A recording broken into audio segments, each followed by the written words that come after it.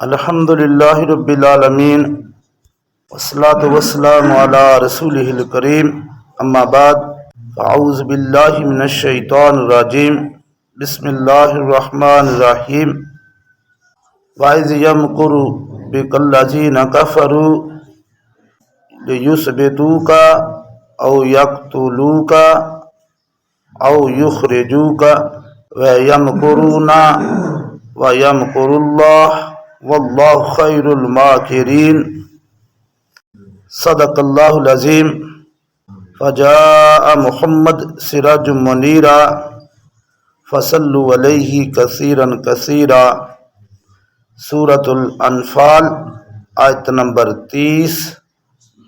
ارشاد باری تعالی وَإِذْ يَمْكُرُ بِكَ الَّذِينَ كَفَرُوا، رائے محمد صلی اللہ علیہ وسلم اس وقت کو یاد کرو جب کافر لوگ تمہارے بارے میں چال چل رہے تھے لِيُثْبِتُوكَ کہ تم کو قید کر دیں، او یقتلوک یا تم کو قتل کر دیں، او یخرجوک یا تمہیں نکال دیں یعنی تمہارے وطن سے، وَيَمْكُرُونَ وَيَمْكُرُ اللَّهُ،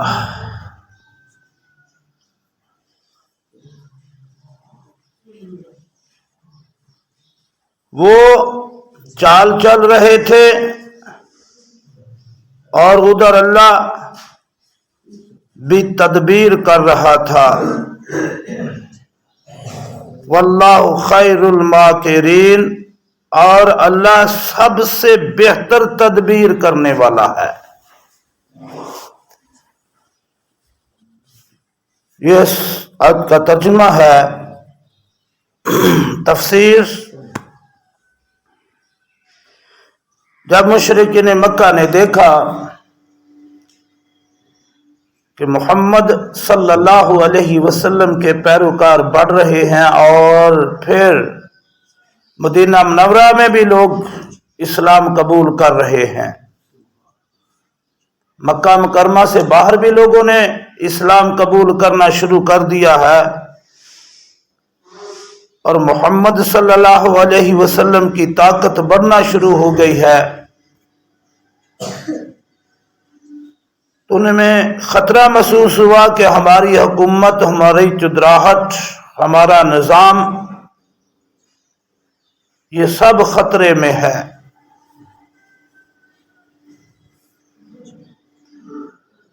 تو لہذا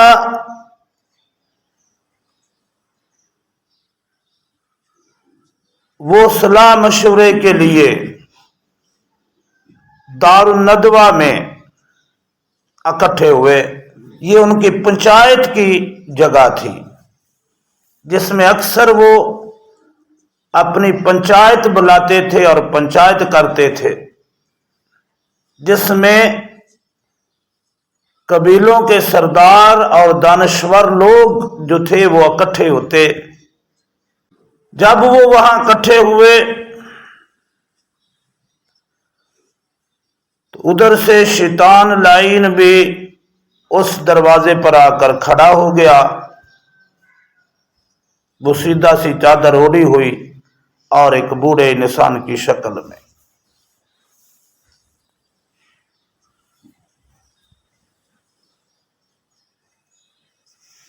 جب ابلیس کو یعنی اس بوڑھے انسان کو انہوں نے اپنے دروازے پر کھڑا ہوا دیکھا تو انہوں نے پوچھا بھئی تو کون ہے؟ تو وہ کہنے لگا کہ میں نجد کا رہنے والا بوڑھا ہوں، میں ادھر مکہ مکرمہ میں آیا تھا اور میں نے سنا کہ آپ لوگ یہاں جمع ہو رہے ہیں اس مقصد کے لیے، تو میں بھی محمد صلی اللہ علیہ وسلم کا دشمن ہوں، میں نہیں چاہتا کہ محمد کا نظام اور محمد کا دین صلی اللہ علیہ وسلم یہ دنیا میں پھیلے،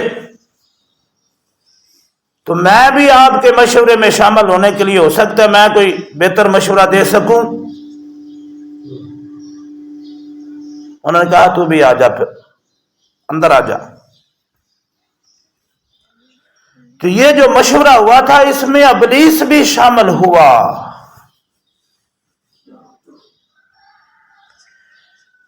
اس میں کفار کے بڑے بڑے سردار عتبہ، شیبہ،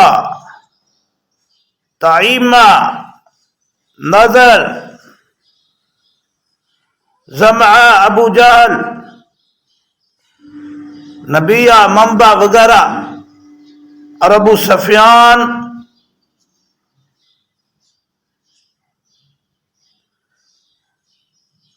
بن حرب، بن مطعم، یہ آخری جو تین ہیں یہ بعد میں مسلمان بھی ہوئے ہیں۔ یہ سب لوگ اور دیگر بھی بہت سے لوگ اس جگہ پر جمع تھے۔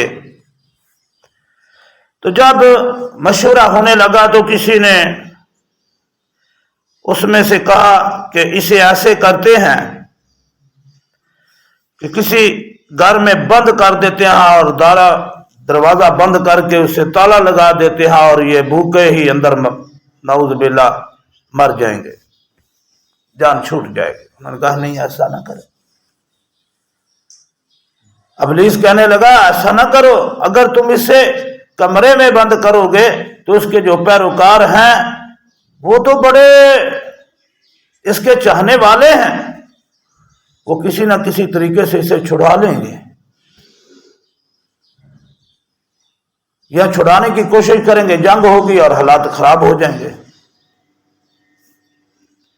کوئی اور رائے پاس کرو۔ تو کسی دوسرے نے مشورہ دیا کہ اس کو اس کے وطن سے نکال دیتے ہیں، ہم اسے اپنے شہر سے اپنے علاقے سے نکال دیتے ہیں۔ تو ابلیس پھر بولا کہ اگر تم اسے نکال دو گے تو باہر تو لوگ اس کو قبول کر رہے ہیں، اس کے دین میں آ رہے ہیں، تو یہ بات جب اس کو نکال دو گے تو پھر لوگ اس کے گرد جمع ہو جائیں گے اور پھر یہ تمہارے شہر کے اوپر حملہ کرے گا اور پھر تمہارے نظام کو اور تمہاری بادشاہت کو تہس نہس کر دے گا اور پھر اس کی حکومت قائم ہو جائے گی، تمہاری حکومت کا خاتمہ کر دے گا، تمہارے نظام کا خاتمہ کر دے گا۔ یہ بھی ٹھیک نہیں ہے، کوئی اور مشورہ کرو۔ تو پھر مختلف مشورے ہوئے، ابلیس نے ہر ایک کے مشورے کو رد کیا۔ پھر ابو جہل نے مشورہ دیا کہ ایسے کرتے ہیں، تمام قبیلوں کے جو لوگ ہیں ان میں سے کچھ ایک دو نوجوان لیتے ہیں، وہ سب مل کر حملہ کریں گے نعوذ باللہ محمد رسول اللہ صلی اللہ علیہ وآلہ وسلم پر، اور نعوذ باللہ آپ کو جان سے مار دیں گے،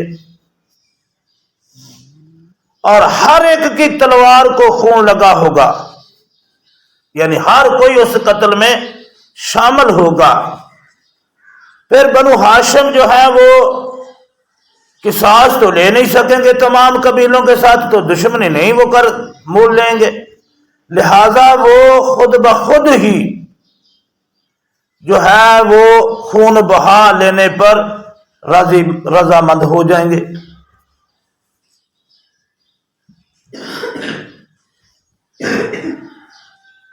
تو لہذا ہم سب مل کر انہیں خون بہا کی رقم ادا کر دیں گے۔ تو ابلیس نے کہا یہ ٹھیک ہے،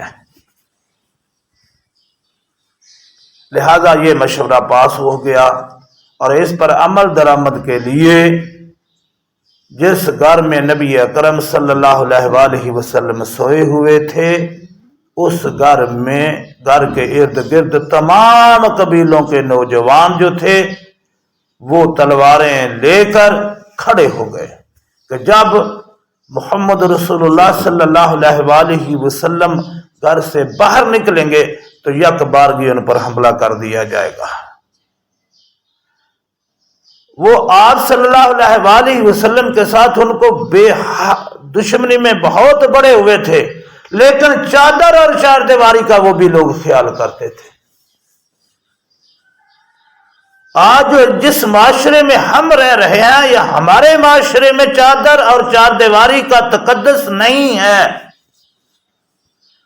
نہ ہمارے قانون میں نہ ہمارے معاشرے میں۔ یہ کوئی قانون نہیں ہے کہ پولیس یا کوئی حکومتی کارندے کسی کے گھر میں گھس جائیں۔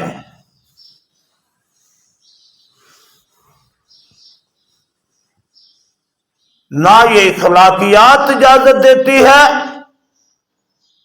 نہ یہ انسانی رویہ ہے۔ تو بہرحال یہ بڑا ایک لمبا واقعہ ہے۔ آپ صلی اللہ علیہ وآلہ اکثر آپ سنتے رہتے ہیں، آپ صلی اللہ علیہ وآلہ وسلم نے اپنے بستر پر حضرت علی کو لٹایا، اپنے کپڑے بھی اسے پہنوائے اور اوپر چادر جو تھی وہ کہا کہ تان کر سو جاؤ، اور خود اللہ کا نام لے کر باہر نکلے اپنے صحن میں، اور ایک مٹھی بھر آپ نے ریت اور ذرات جو تھے وہ کافروں کے اوپر پھینکے، جو ہر ایک کی آنکھوں میں اور ہر ایک کے سر تک پہنچی ہے، اور آپ ان کے بیچ میں سے نکل کر گئے ہیں۔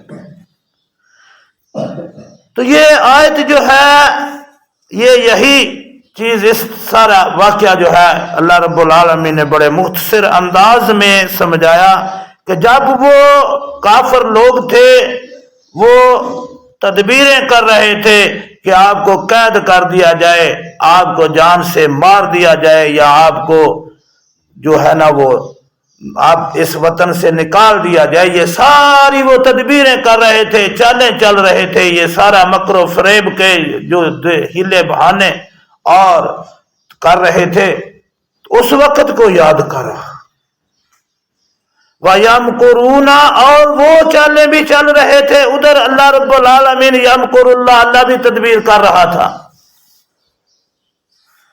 واللہ خیر الماکرین، اور اللہ سب سے بہترین تدبیر کرنے والا ہے، اور کامیاب ترین تدبیر جو ہے وہ اللہ ہی کی ہے۔ اللہ کی تدبیر کے سامنے کسی کی چال نہیں کوئی بندہ چال نہیں چل سکتا۔ جسے اللہ بچانا چاہتا ہے اسے کوئی مار نہیں سکتا، اور جسے اللہ مارنا چاہتا ہے پھر اسے کوئی بچا نہیں سکتا۔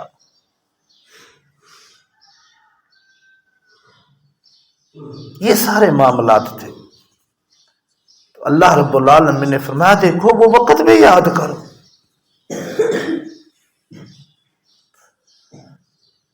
یہ کیا سمجھایا جا رہا ہے کہ مسلمانوں اللہ پر یقین، اللہ پر یقین، اللہ پر بھروسہ۔ جب تم اس پر بھروسہ کرتے ہو تو پھر وہ تمہاری حفاظت اس انداز سے کرتا ہے کہ تمہاری عقل و وہم میں بھی نہیں ہوتی وہ بات۔ یہ ہے ساری بات۔ یہ ہمارا ذہن اللہ رب العالمین بنانا چاہتے ہیں ایسا کہ مجھ پر بھروسہ کریں، مجھ پر یقین رکھیں، میں وہاں سے تمہیں نعمتیں دوں گا جہاں تمہاری سوچ بھی نہیں پہنچتی، میں اس انداز سے تمہاری حفاظت کروں گا جو انداز تمہارے ذہن میں بھی نہیں ہوگا۔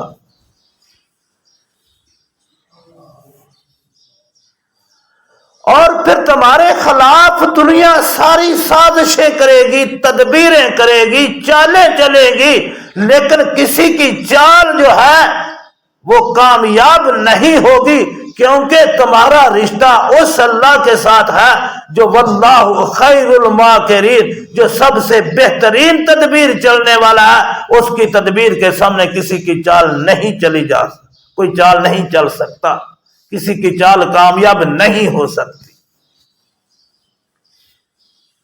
اللہ ہمیں یقین کامل عطا فرمائے۔ وما علینا الا البلاغ المبین۔